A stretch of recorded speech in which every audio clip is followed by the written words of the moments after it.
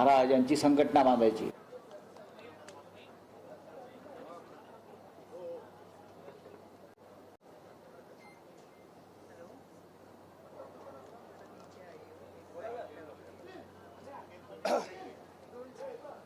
महाराष्ट्राचं अर्थसंकल्पीय अधिवेशन हे 23 फेब्रुवारी 2026 ला सुरू झाले आणि आज 25 मार्च 2026 ला त्या अधिवेशनाची समाप्ती होती. आज अंतिम आठवडा प्रस्तावावर माननीय मुख्यमंत्री महोदयांनी जवळजवळ 2 ते पावणे 2 तास भाषण केलं आणि सर्व सभागृहानं आम्ही विरोधी पक्षासह माननीय मुख्यमंत्री महोदयांचं भाषण आम्ही हे 2 पावणे 2 तास अतिशय शांतपणे आम्ही ऐकून घेतलं. खरं तर आजचा अधिवेशनाचा शेवटचा दिवस आहे. हा शेवट अतिशय खेळीमेळीच्या वातावरणामध्ये अतिशय सलोख्याचा आणि हसत खेळत आजचा दिवस आणि राष्ट्रगीत म्हणून आज अधिवेशन संपायला पाहिजे होतं. परंतु आपण आता सभागृहामध्ये पाहिलं असेल की फारच त्या ठिकाणी तणातणी झाली, फारच गोंधळ झाला. काय विषय होता तो? सत्ताधारी पक्षाकडून खोटं सांगितलं जाणार हे मला माहिती आहे. त्याचबरोबर ज्यांनी सरकार चालवण्याची हमी घेतलेली आहे ते पण खोटं सांगणार हेही मला माहिती आहे. ही गोष्ट खरी आहे की आता त्यांनी गोंधळात एक बिल मंजूर केलं नगरविकास संदर्भामध्ये, ते बिल आम्ही मंजूर करून द्यायचं कबूल केलं होतं. ही गोष्ट खरीच आहे, खोटं काहीच नाहीये. पण ही जी आज विधेयकं आली, बिलं आली, ती कधी आली? 6 आठवड्यांपेक्षा जास्त सभागृह चालून आज बिलं त्या ठिकाणी इंट्रोड्यूस करता आली, स्थापने करता आली आणि स्थापन करा आणि ताबडतोब मंजूर करून द्या अशा प्रकारचा जो सत्ताधारी पक्षाचा आग्रह होता तो आम्हाला मान्य नाही. 6 आठवडे सभागृह चाललं, 1 मिनिट सुद्धा आम्ही कधी सभागृह बंद पाडलं नाही आणि मग सरकारी कामकाज इतकं शेवटच्या दिवसापर्यंत मागे का राहिलं आणि शेवटच्या क्षणाला त्याची मंजुरी घेण्याकरता सरकारनं घाई का करावी आणि सरकारने घाई करत असताना त्यांना अध्यक्षांनी मदत का करावी? हा खरा कळीचा मुद्दा आहे. ते विधेयक मंजूर करायला आमचा विरोध नव्हता, परंतु काही त्याच्यामध्ये सूचना आणि काही सुधारणा ह्या आमच्या काही सदस्यांना सुचवायच्या होत्या आणि म्हणून आम्ही त्याच्यावर थोडंसं बोलण्याकरता वेळ मागत होतो. परंतु प्रत्येक गोष्ट ही रेटून न्यायची, विरोधी पक्षाकडं विचित्र पद्धतीनं हातवारे करायचे, विरोधी पक्षाच्या बाबतीत बोलत असताना तुच्छतेनं बोलणं, तुच्छतेनं वागणं, हे किती काळ सहन करायचं? वास्तविक सत्ताधारी पक्षानं म्हणायला हवं होतं की आता माननीय मुख्यमंत्री महोदयांचं भाषण झालं, 292चा प्रस्ताव संपला, तुम्हीच कबूल केलं, त्या पद्धतीनं ही बिलं काढण्याकरता आम्हाला मदत करा. अशा पद्धतीच्या अतिशय खेळीमेळीच्या वातावरणामध्ये हा विषय संपायला पाहिजे होता. परंतु जणू काय सरकार वाचवण्याचं आणि जणू काय सरकार म्हणजे मीच आहे अशा पद्धतीनं आपण जर कामकाज चालवायला लागलो, अशा पद्धतीनं जर आपण सभा चालवायला लागलो तर फार गंभीर आहे. आणि म्हणून आम्ही हे बिल मंजूर करायला विरोध नव्हता, पण आमच्या काही सूचना तर स्वीकारा, सरकारच्या वतीनं थोडी विनंती तर करा. आणि म्हणून जे सांगितलं जातं की भास्कर जाधवांनी हे केलं, मी काही केलेलं नाही,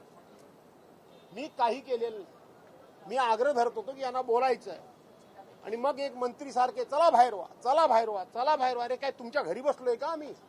चला बाहेर, बाहेर चालायला लागा. ही भाषा जेव्हा वापरली जाते त्यावेळेला असे प्रसंग उद्भवतात. ओके, या अर्थसंकल्पीय बजेटचा आजचा शेवटचा दिवस आहे, याच्यातून फलित काय? काही फलित मिळालं नाही, काही फलित मिळालं नाही. सगळं फक्त घोषणा. 6 आठवडे चालून सभागृह चालून या सभागृहामध्ये सगळ्यात जास्त चर्चा आणि जास्त अपेक्षा आणि जास्त जोर कामकाजावर कुठल्या होता तर लक्षवेधी लावा.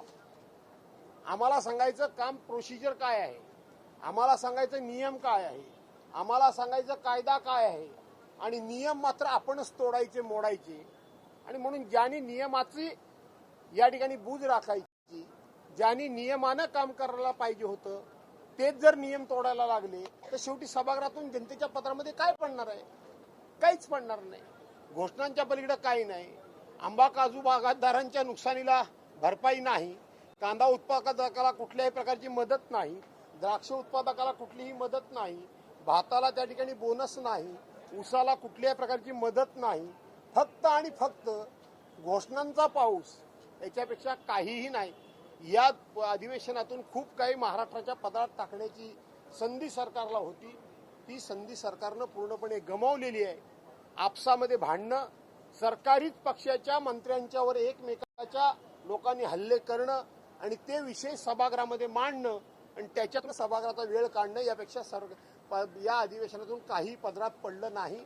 या आता विधान भवनाचं नाव आता लक्षवेधी भवन जर झालं तर लोकांना न्याय मिळेल, अन्यथा न्याय मिळेल असं वाटत नाही. फक्त लक्षवेधी. मुख्य कामकाज कुठं आहे? 4-4 प्रत्येक एका आठवड्यामध्ये सत्ताधारी आणि विरोधी पक्षाचे 293चे 2 प्रस्ताव येतात. एकाही प्रस्तावावर वेळेत उत्तर नाही. 4-4 प्रस्ताव एकत्र क्लब करून उत्तर का? सभागृह तर चालतंय रेग्युलर, 8 तास चाललं, 10 तास चाललं, अशा पद्धतीचं सांगितलं जाईल.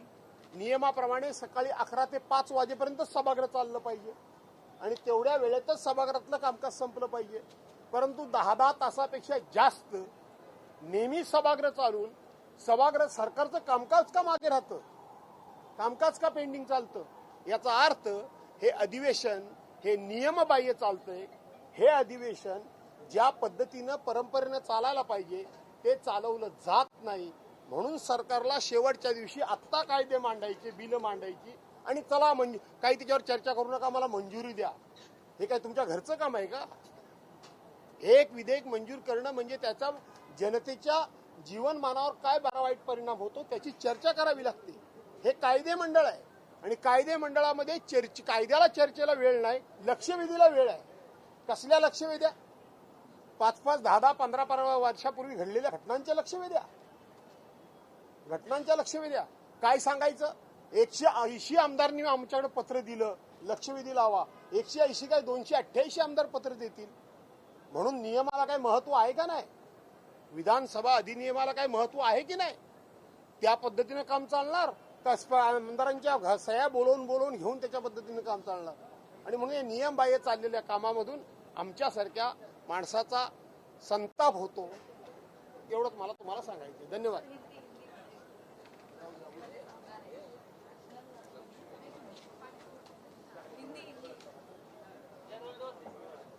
हिंदी में जाना चाहेंगे? रोल करो. हाँ, आले है हिंदी का.